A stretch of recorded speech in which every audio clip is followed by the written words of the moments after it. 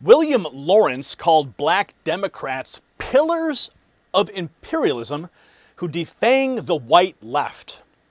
A Democrat socialist said that out loud. Then he stood in Lansing and gave us this quote, "I chose my words poorly, and some people got unhappy about that." That's the apology. Chuck Schumer silent, Hakeem Jeffries silent, and the man who finally shamed them, of all places, works at MSNBC. Quote, "We actually have the power to expand or shrink the court's composition." That's California Democrat Randy Villegas, DSA endorsed, invoking, quote, roughly the 100-year anniversary of FDR and demanding, quote, every tool possible at our disposal. Court packing, said with a smile. Now think about this for just a moment. Lawrence in Michigan, Villegas in California, same organization, and the party leadership won't name either one. So here's what I'm going to roll for you next. Joe Scarborough, right, on MSNBC saying Democrats are, quote, too woke to call out the obvious, and telling Schumer and Jeffries by name to call it despicable. Randy Villegas wants to expand the Supreme Court.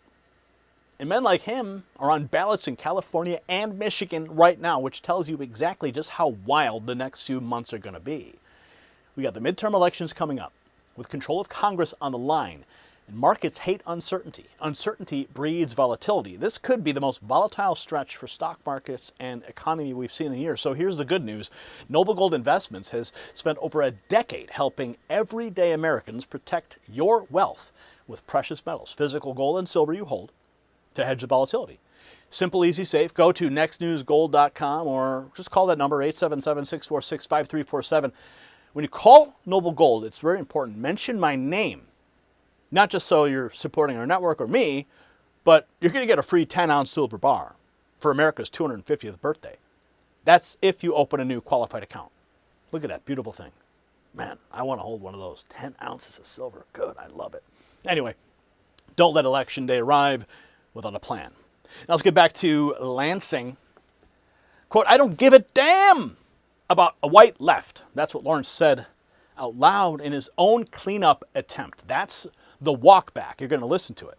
He doubles down mid-apology and then hides behind people. Quote, "Here in Lansing, know my record." Oh, we do now. And let's show you the receipts, huh? Let's do that. Democrat Socialist William Lawrence tries to walk back his disgusting attack on black Democrats. This is from RNC Research. Called pillars of imperialism who defang the white left. "I don't give a damn about the white left," he says. And in that context, I made a poor choice of words. In particular, I don't give a damn about a white left. I'm here to build a multiracial progressive movement and a multiracial democracy that lives up to our highest promises. But I chose my words poorly, and so some people got unhappy about that. And I understand, especially out of context, it might be of concern. But people here in Lansing know my record. Yeah, people here in Lansing know my record. He says he chose his words poorly. Out in California, Democrat Socialist Randy Villegas isn't walking anything back. He wants to pack the Supreme Court. He is endorsed by the Democratic Socialists of America. Wants to know, what is your position on Supreme Court reform? Because the Supreme Court has done a lot of damage as well. Yeah, and it's interesting as we approach, roughly the 100-year anniversary of FDR and what he fought for, and how he had the courage to stare down the Supreme Court when they were trying to strike down some of his New Deal policies.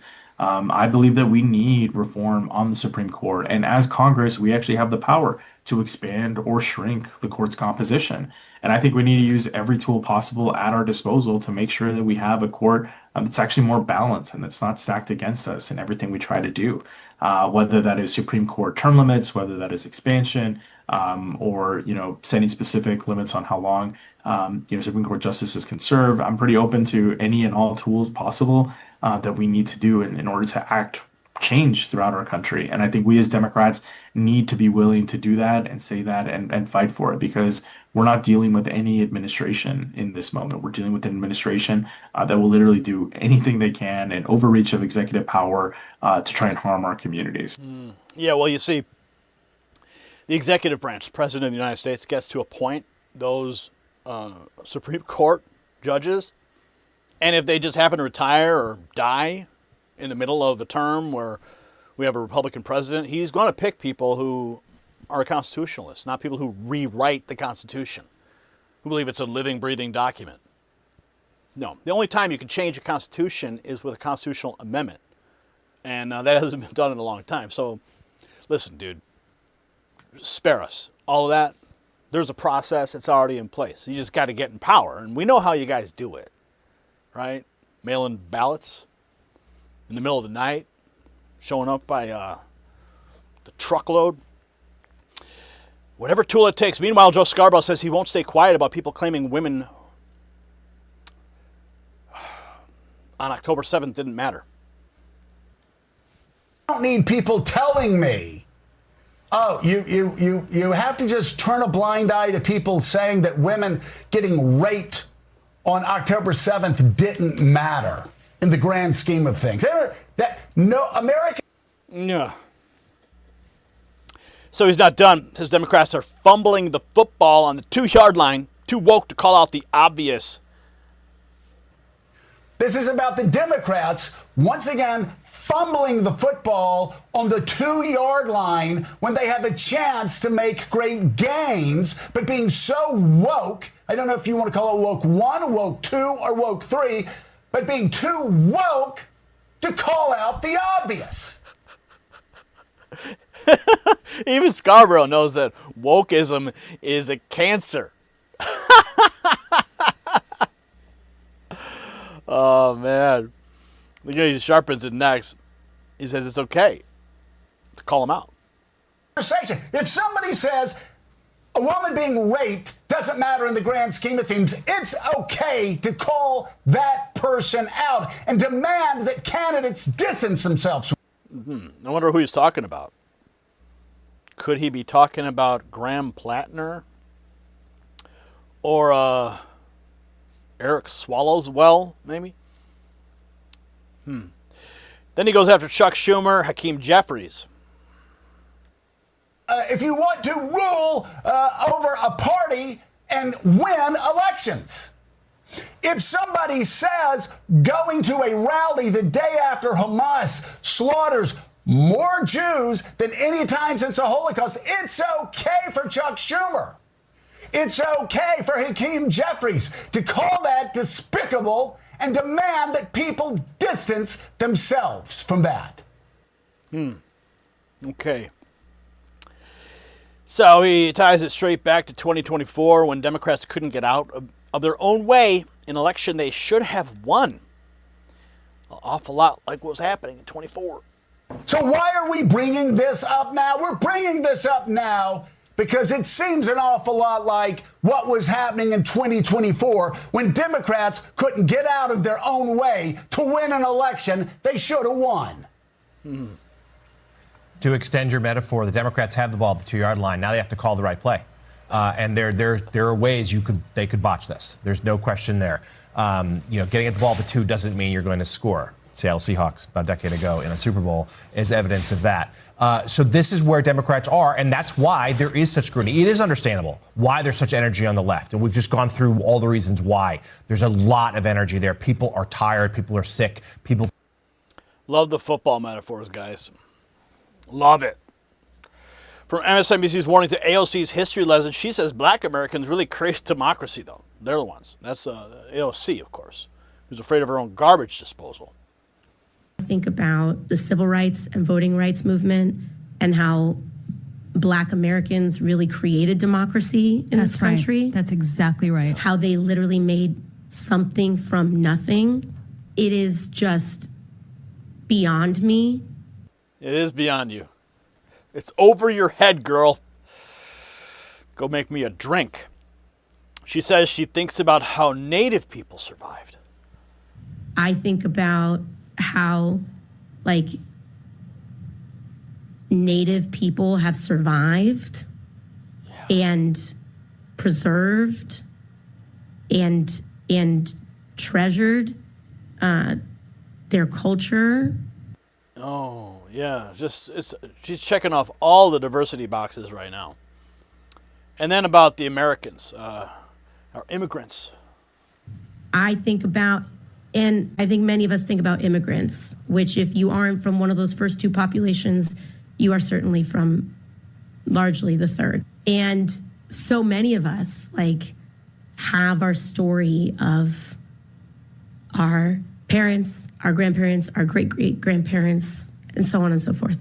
And who come and make something from nothing. And I think that's a big part of also the most inspiring. It's inspiring, isn't it? It's inspiring when people come here legally and they make something from nothing. Like my relatives did generations ago when they came here from Italy. My other relatives came over on the Mayflower. All right?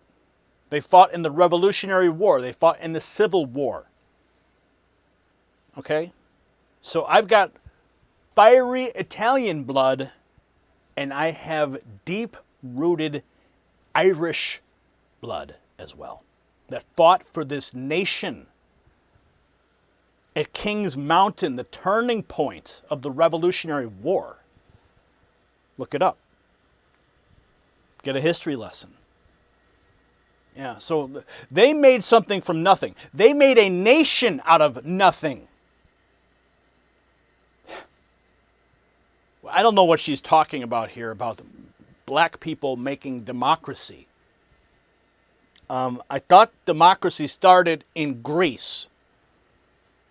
That's where my wife hails from.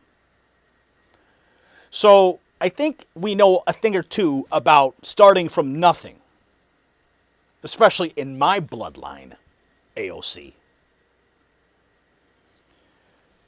But the thing we got with Joe Scarborough, well, I mean, he was on a tear, wasn't he? Quote, if somebody says a woman being raped doesn't matter in the grand scheme of things, it's okay to call that person out. That's Joe Scarborough on MSNBC begging Chuck Schumer and Hakeem Jeffries to do the bare minimum, and they still won't do it. When the hostile witness has to shame you into condemning October 7th apologists, the radicals aren't renting space in your party, they hold the deed. Name them Chuck Schumer, name them Hakeem Jeffries, say William Lawrence's name, say Randy Villegas' name, or own every word both of them said. There's no third option. And their silence has already answered for them. And don't wait for these people to clean their own house. Scarborough just spent 5 minutes on their network proving they can't. So we do it at the ballot box.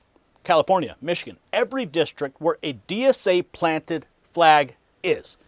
Now share this with a friend who still thinks socialists are a fringe caucus. Drop a comment naming the Democrat in your state who refuses to disavow this, and subscribe, because we have been building this brick by brick and we're not even close to being done. Lawrence's fake apology, though, in Lansing, that is the kind of clip that vanishes from your feed by the morning. So let's get around that. Text White House to 844-840-4963. Next News Network holds credentials inside that building. The reports our people pull from the halls land on your phone nightly, independent of whatever this platform decides you're allowed to see, including the material that never fit in the segment. Now, some of you are past reading. You want to post, right? You want action. We'll just text signal to that very same number. Enlist in the Next News Signal Corps. Real missions, real ranks, and a distribution grid built so losing one channel never takes us off the air. And I need you right now in this fight.